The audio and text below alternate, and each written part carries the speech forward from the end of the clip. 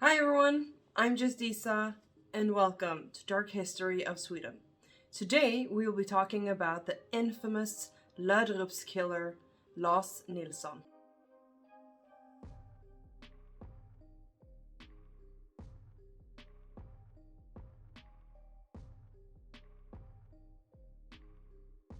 April 19th, 1851, Lars Nilsson was born.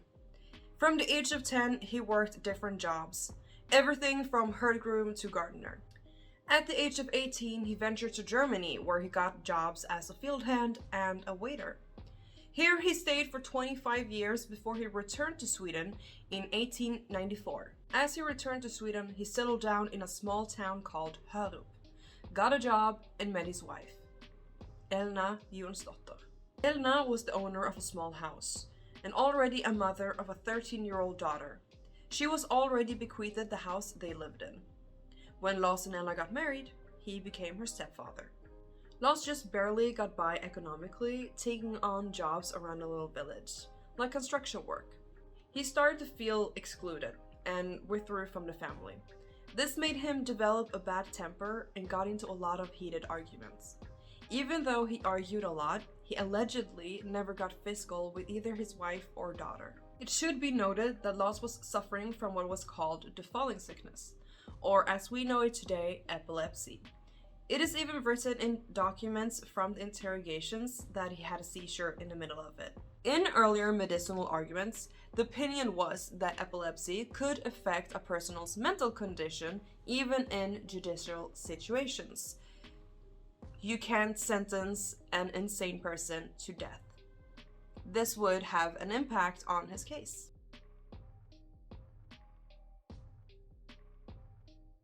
December 3rd, 1898.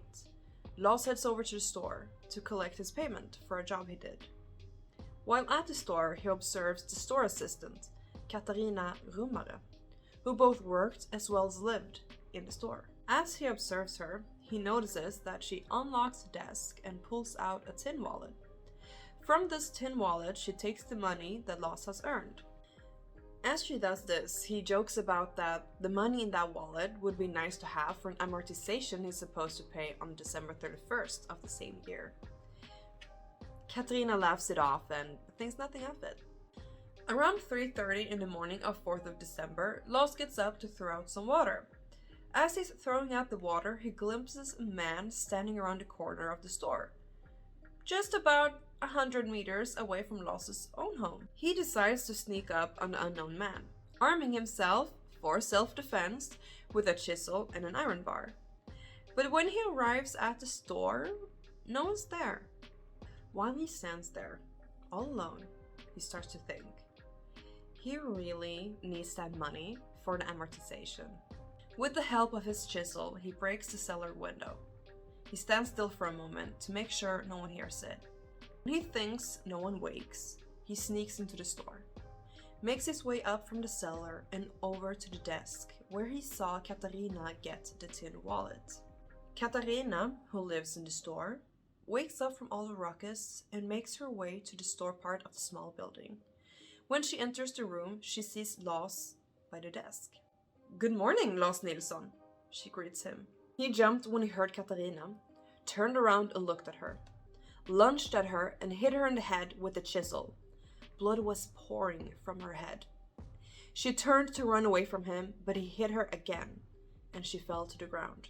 Lars quickly turned back to the desk, broke it open and took the money. While he grabbed the money, Katarina crawled over to her bed, where she stopped in a half-sitting position. He went over to her to see if she was still alive. "Spare me," she pleaded. In his testimony, he said he paced around for 15 minutes, not knowing what to do, before he saw the kerosene lamp. He threw it on the ground of Katarina's room, lit a match and threw it on the floor. He could hear Katarina's groaning in pain as the flame rose, and he ran away from the scene. His wife had awoken when he left to throw out the water and got worried when it took him so long. She walks out to see if he's out there, but just as she is surveying the area, he comes running. He tells her what he has done. She sees the flames and understands that he is telling the truth. He begs her not to tell anyone. She answers him by telling him to go out and help put out the fire. The next morning, she turns him in to the police.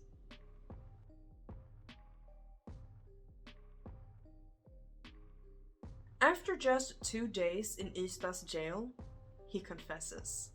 The only thing that's missing are witnesses. During the trials, his wife testified against him. He kept to the story that Katarina was still alive when he left the house, which people thought were worse, leaving her to be burned alive. This act earned him the nickname, the heinous man from Löderups. He was also accused of sexually assaulting her, which he claims not to be true. True or not, he got the death sentence, which he appealed in February of 1899. He is transferred to Malmö, where he, during interrogation, tells them of his falling sickness and blames the deed on the fact that he wasn't in his own senses. From 31st of May 1899 to January 4th of 1900, he was transferred to Lund's hospital, where they examined him. The doctors came to the conclusion by his speech and behavior, the guilt, and knowing what he has done, that the falling sickness didn't have anything to do with the crime. The death sentence could be applied. Lars tried many times to turn his death sentence into lifetime in prison, but every time it failed.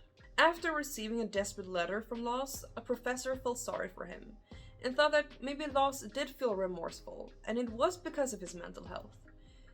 But after meeting him, this changed. Then the prison priest also believes him to be remorseful, but after a talk with a crying Lars, who once again confessed and also said that he didn't mean to kill or rape her.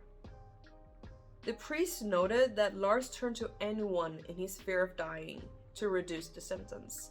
He perceived him to be manipulative in his desperation.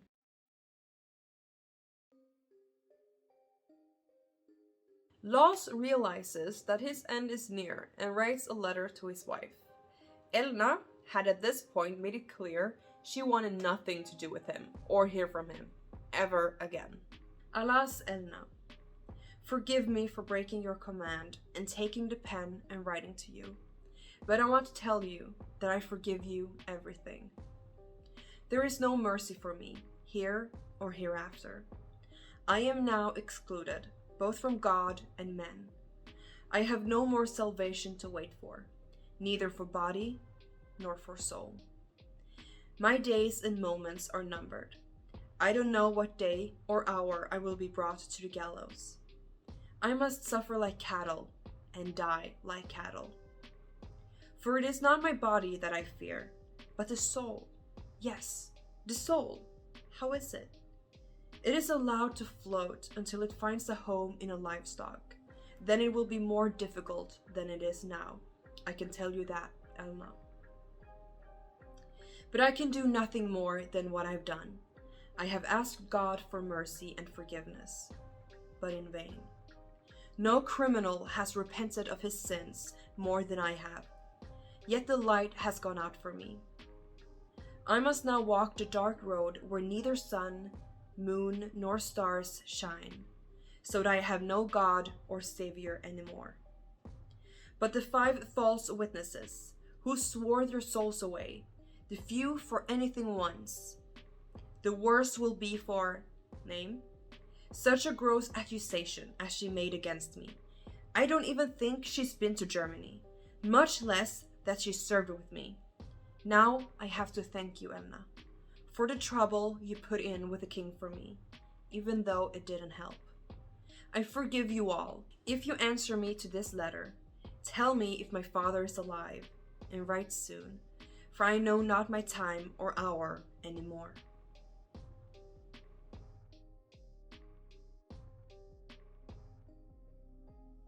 On 23rd of August, 1900, 06:35, Lars is taken out to Malmöhus courtyard. He screams, "God forgive me, do I have to die?" He was devastated by shame and cowardice as he was put on the execution's block. At 06:45, the warden gave the sign to the executioner, and Lars was put to death by beheading. He was supposedly buried in the old cemetery in Malmö by Gustav Adolfs torg. I went there to see if I could find his grave, but unfortunately I didn't. Either it's unmarked, removed, or he isn't buried there. Rumors said that he was actually buried in New Pauli Cemetery. Another rumor said it had been defiled and robbed. Believe what you will, but I will let them rest. That's all I had on the infamous Löderups killer, Lars Nilsson. Next week we'll talk about Swedish serial killers. So don't forget to subscribe and hit that bell so you don't miss it. Thank you guys so much for watching. I hope you enjoyed it. Take care of yourself and each other, and I will see you guys in my next video. Bye! That was a weird bye, but bye!